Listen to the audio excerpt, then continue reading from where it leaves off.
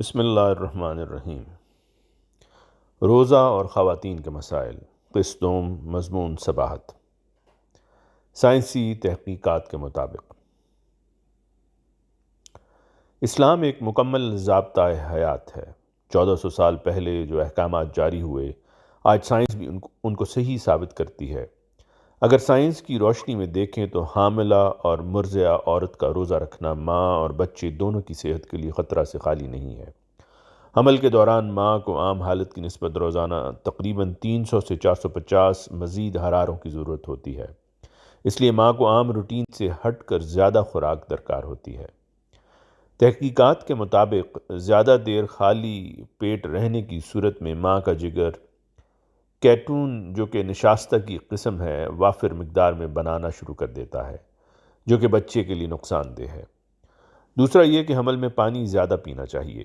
روزے میں انسانی جسم میں پانی کی کمی ہونا شروع ہو جاتی ہے، جس کی وجہ سے پیشاب کی نالی میں انفیکشن ہو سکتا ہے، جسے UTI کہتے ہیں۔ اس انفیکشن کی شکایت انسانی جسم میں پانی کی کمی کا باعث بن سکتی ہے، اور اس انفیکشن کا خطرہ حمل میں کئی گنا بڑھ جاتا ہے۔ حمل میں زیادہ تر خواتین کو متلی اور چکر آنے کی شکایت رہتی ہے، جو اس بات کا اشارہ ہو سکتا ہے کہ آپ کو پانی کی کمی ہوئی ہے، اور جتنی مقدار پانی کی آپ کے جسم کو چاہیے تھی، اتنی مقدار آپ کے جسم تک نہیں پہنچی ہے۔ رمضان میں کم پانی پینے کی وجہ سے گردے میں پتھری بن سکتی ہے، اس لیے ماہ رمضان میں ہی نہیں، عورتوں کو 9 مہینے تک پانی کی مقدار کو زیادہ کرنا چاہیے۔ اس سے بچے کی صحت پر اچھا اثر پڑے گا۔ جسم میں پانی کی مقدار کے کم ہونے کی صورت میں بچے کی نشو و نما بھی بہت متاثر ہوتی ہے۔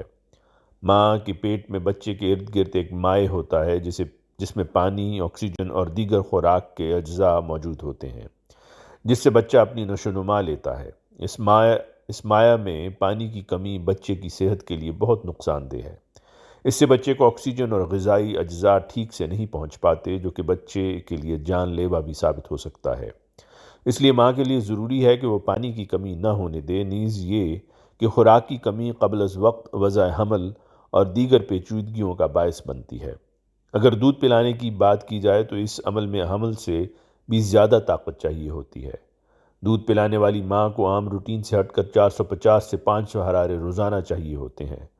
روزہ سے ہونے والی پانی کی کمی دودھ کی مقدار کو کم کرتی ہے، جو کہ بچے کی صحت کو متاثر کرے گی۔ اس کے ساتھ روزے کے دوران خوراک کا کم استعمال ماں کے دودھ کی غذائیت کو بھی کم کرتا ہے، جو کہ بچے کے تندرست و توانا ہونے میں رکاوٹ کا باعث ہوگا۔ لہٰذا مذہبی تعلیمات کی بنا پر اس بات کا خیال رکھا جائے کہ جو سہولت ہمارے دین نے ہمیں دی ہے، اسے بروئے کار لاتے ہوئے انسانی جان کو خطرے میں نہ ڈالا جائے۔ اللہ تعالی ہم سب کو اسلامی تعلیمات، جو کہ سراسر ہماری بھلائی اور خیر کے لیے ہیں، پر عمل کرنے کی توفیق عطا فرمائے، آمین۔ مضمون جاری ہے۔ آواز مرزا عمران احسن۔